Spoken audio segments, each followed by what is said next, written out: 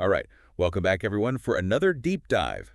Today, we're going to be tackling a pretty big topic. Sounds fun. It is. It's Oh. going to be fun. We're looking at inspiration. Ooh. Yeah, but we're doing it through, well, I guess a pretty small lens. Okay. We've got just one poem to work with. That's cool. So we're really going to dig in deep with this one. That's the idea. It's called, appropriately enough, Inspire. I like it. And the whole thing kind of kicks off with this question, what inspires you? A big question for sure. Huge. But then it takes this really interesting turn. I'm intrigued. Let's hear it. Well, first I should mention the poem. It's originally written in French. Oh, la la la. Right. So I'm going to read the opening line as it was written, and it goes, Qu'est-ce qui vous inspire?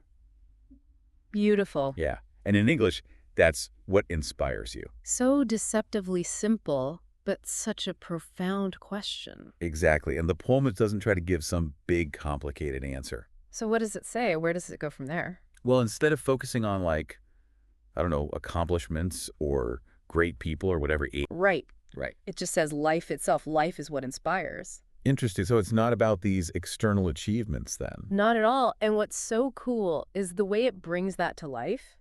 Like, not just tells you, but shows you. Okay, I'm listening. It does it through these super vivid sensory details. Like, you can practically feel them. Oh, I love that. So what kind of things are we talking about? Well, it talks about, like, a song that just gets under your skin. Yes, a song that moves you. Exactly. Or a movie that takes you to another world. That feeling of being totally immersed in a film.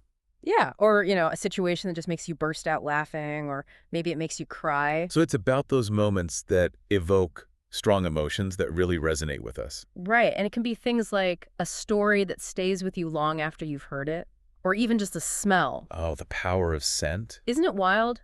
Like, one whiff of something can take you right back to a specific memory. Totally. It's like time travel through your nose. It really is. Yeah. And I think that's what the poet is getting at. Like they're saying, hey, look closer, pay attention. To the world around us. Yeah, all those everyday moments, those little sparks of experience. Those are the things that make up a life. And that's where the poem finds inspiration. It's a beautiful thought that inspiration isn't something grand and distant, but something woven into the fabric of our daily lives. Yeah, and the way the poem focuses on the senses makes it so real, so relatable. It's not about abstract ideas. It's about the tangible, the visceral experience of living. It's that feeling of the sun on your skin, Or the taste of your favorite meal. that sound of laughter in a crowded room, It's all these things that make us feel alive, that connect us to the world. and ultimately that inspire us. Exactly. And I love how the poem emphasizes this shared experience, this universality of inspiration. We're all in this together. There's this one line, it really gets me every time. It goes, C'est ça la vie, pour vous comme pour moi. This is life, for you as for me. Yes. It's like the poet is reaching out saying, hey, I see you, I get it. We all experience life through these senses. We all find inspiration in the world around us. Right. It's this powerful reminder that inspiration isn't some special thing just for artists or geniuses or whoever. It's part of being human. It's in our nature to be inspired. And speaking of which, the fact that this poem is in French, Yeah, it adds another layer to the whole thing. definitely. It makes you wonder, does the language we experience things in, does that shape how we understand them? That's a fascinating question. Like French, it's often called the language of love, of passion. Right. So maybe the poet chose French on purpose, Ah. to give the poem that extra emotional weight. That's certain je ne sais quoi. Exactly. It could also be a clue about the poet's background, their personal connection to the French language. Ooh, that's a good point. Which, brings us back to this whole idea of inspiration. Where do we find it? How do we recognize it? And what does it even mean for us, the listeners out there?